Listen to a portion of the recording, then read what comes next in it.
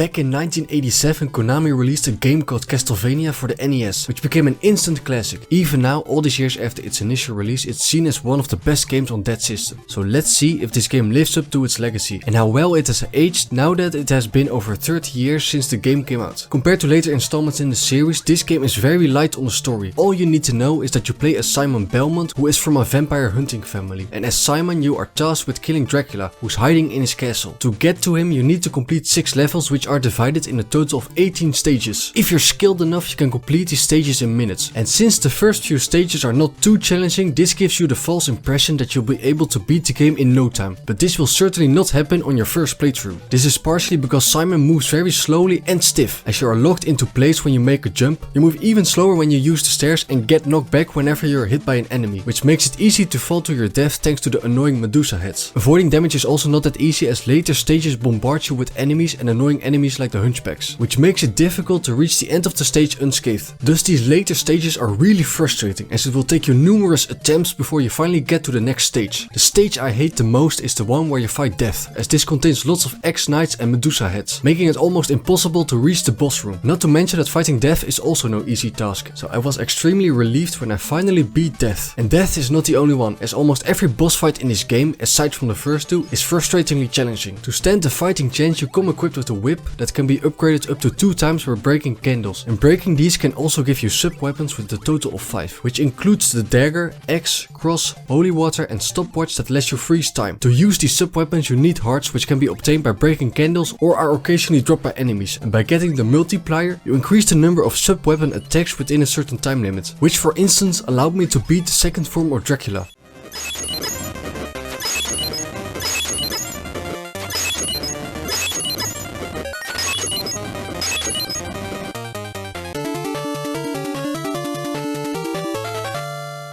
To regain some of your lost health, you can find food hidden behind walls. Other hidden items include money that increases your score, blue rosary that destroys anything on screen, and picking up a golden jar makes you invincible for a bit. The first Castlevania has a distinct art style that makes it instantly recognizable. The different enemy types have a great design that makes it easy to tell them apart. And the different stages also look great, and it feels like you're really making your way through a castle. But what is even better is the soundtrack. Even though you can hear it's from an NES title, it still fits perfectly with the aesthetic of the game, and makes those frustrating moments a little less annoying, as you can still hear the fantastic tracks that will keep playing in your head after you've beaten the game.